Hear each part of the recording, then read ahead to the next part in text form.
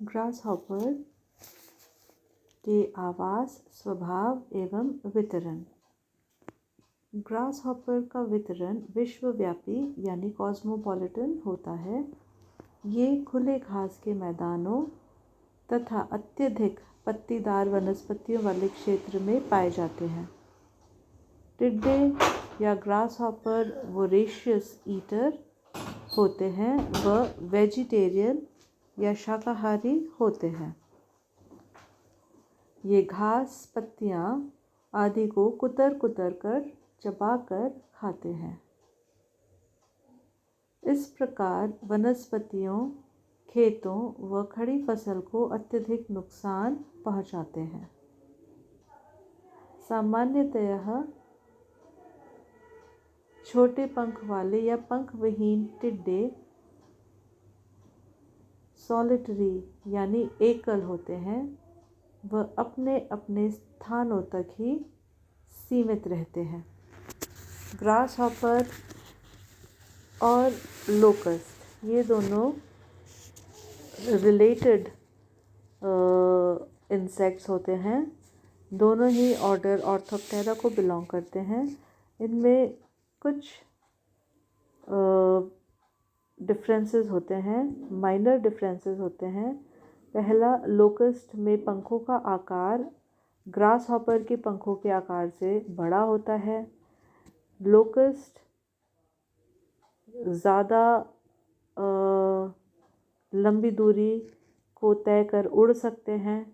Locust में भी दो अवस्थाएं या फेजेस होती हैं। एक फेज़ जिनमें वो एकल या सॉलिटरी होते हैं और किसी रीज़न से, कई कारणों से ये एकल जीवी जीने वाले जो टिड्डे या लोकस्ट होते हैं, यह एक साथ समूह बनाकर पलायन करते हैं, माइग्रेट करते हैं और इनके रास्ते में आने वाले सभी वेजिटेशन को नष्ट करते हुए जाते हैं।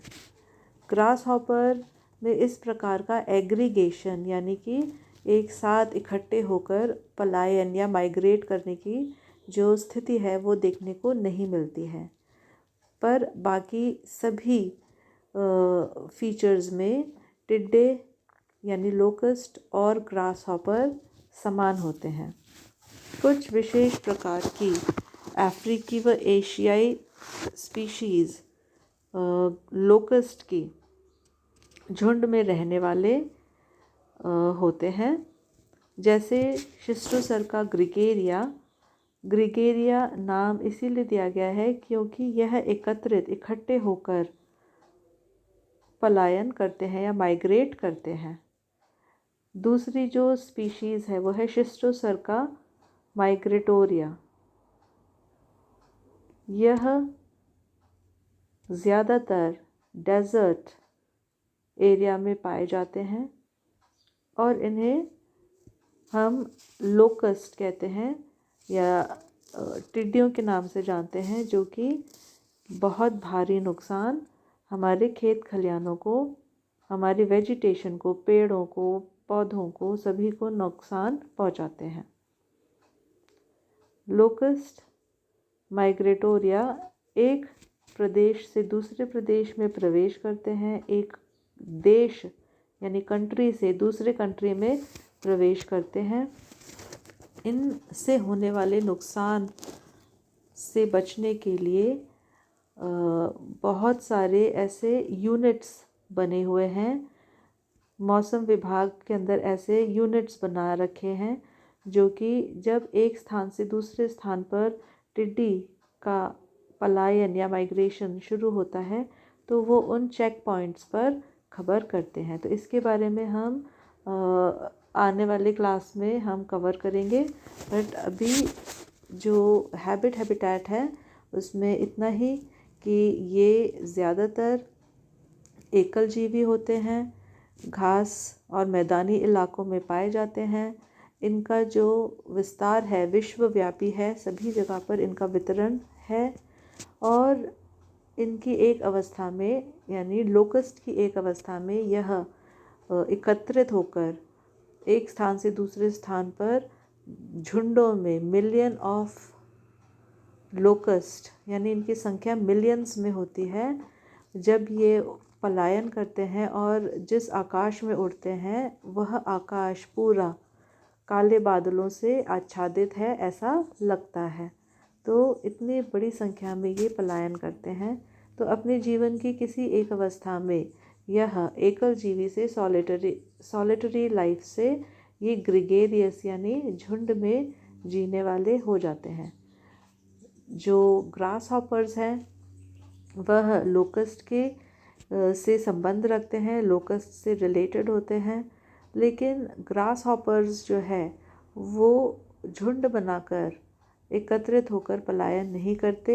ज़्यादातर उनका जीवन सॉलिटरी यानी एकल होता है। लोकस्ट जो है वह ग्रिगेरियस एंड माइग्रेटरी, ग्रिगेरियस का मतलब इकट्ठे होकर पलायन करने वाले, एक स्थान से दूसरे स्थान पर जाने वाले होते हैं। Sometimes the locusts increase in large number and travel long distance in swarms, attack and cause incalculable damage to crop and vegetation। और जब ये एक स्थान से दूसरे स्थान पर पलायन करते हैं तो यह भारी नुकसान पहुंचाते हैं। External feature of grasshopper, shape and size। grasshopper की बाह्य आकारिकी। Body of grasshopper is narrow, elongated, cylindrical and bilaterally symmetrical. It is relatively a large insect measuring up to 8 centimeter in length।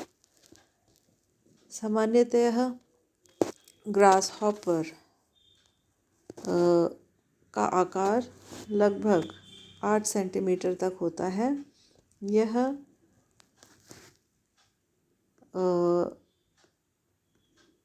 तीन भागों में इनका शरीर डिवाइडेड होता है, head, thorax और एब्डोमेन। इनका शरीर लंबा होता है, संकरा बेलन आकार होता है। इनमें बाइलेटरल सिमेट्री पाई जाती है। कलर यह ज़्यादातर येलोइश या ग्रीन कलर के होते हैं। इनका ब्राउन में भी शेड पाया जाता है। The pigment in chitin provides the protective coloration to the body matching the environment। और इनके शरीर में कुछ चकत्ते पाए जाते हैं, स्पॉट्स या धब्बे पाए जाते हैं जो इनको अपने पर्यावरण से मेल खाने में मदद देता है, पर्यावरण में समावेशित होने में सहायता करता है।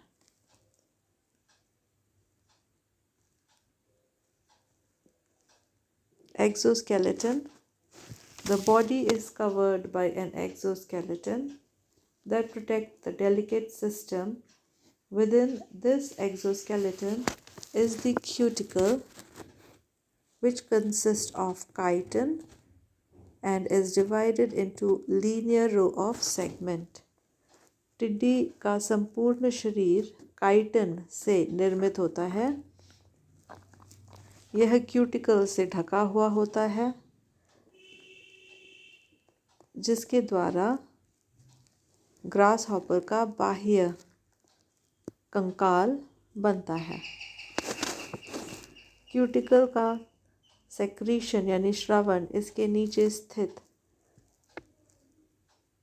हाइपोडर्मिस की कोशिकाओं द्वारा होता है।